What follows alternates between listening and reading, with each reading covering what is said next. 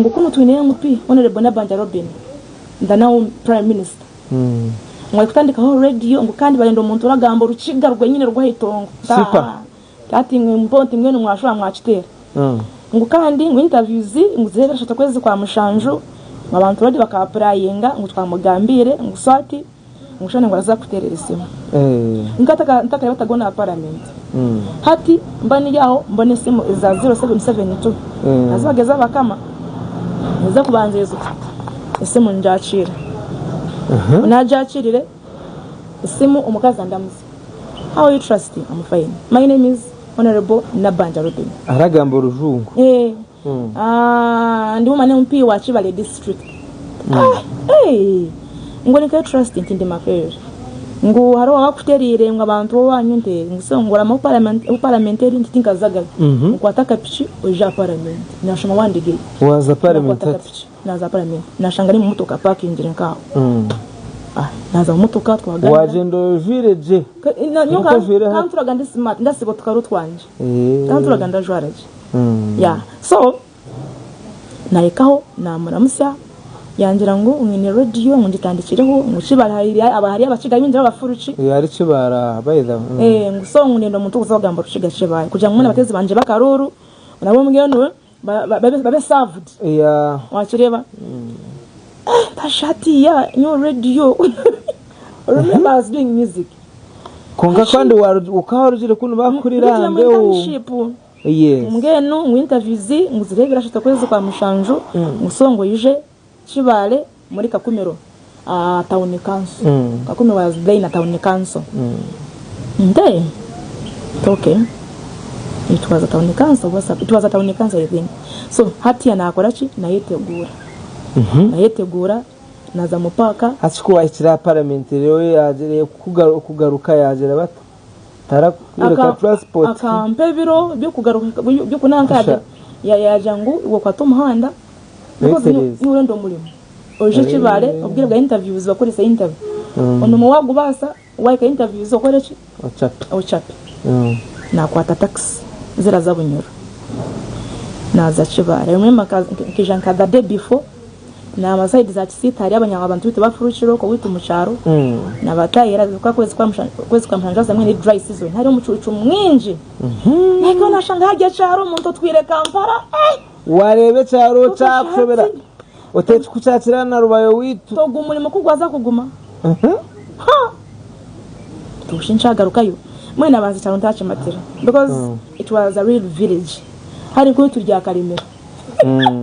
namwe mibisha najya witurya kamera amashanyarazi those people didn't have electricity hakiri no bukota karabo amizo witwariga national water bari bakabi na Ghana yukondo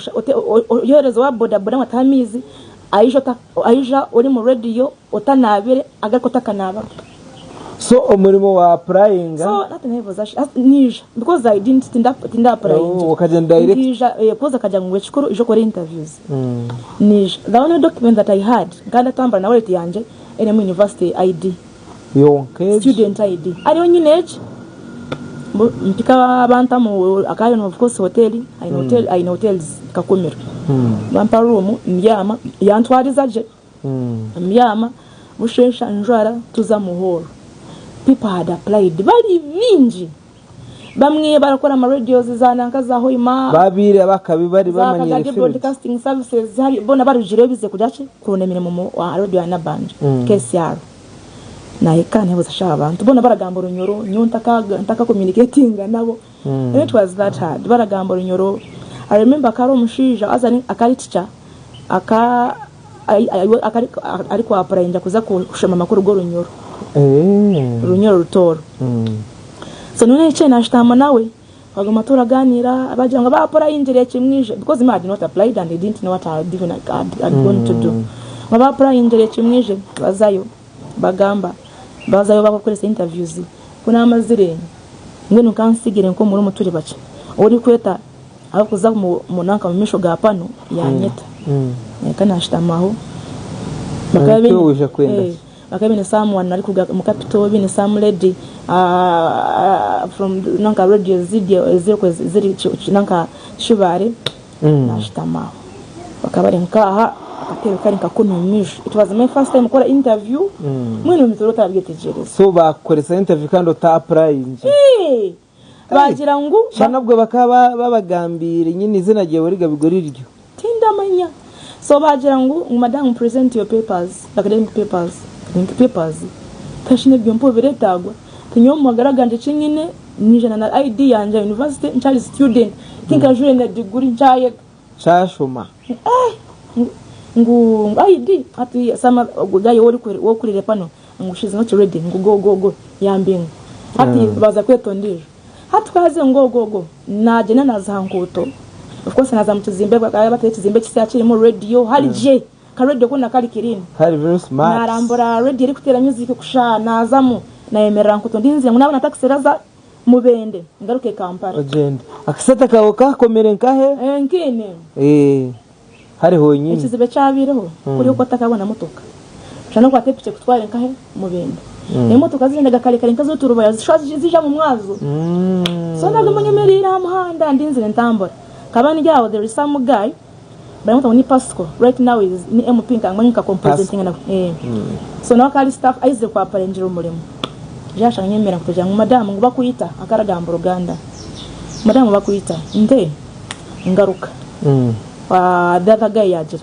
mutwayebuza ngo orge Kampala uje kakumero ufita ko esa interview ngusongore bazize ngo yineke mu papari y'ubwege sent on my student side university we can bring it naka yanyoka ID nakabaha can photocopy yon ID waje bahayona baba original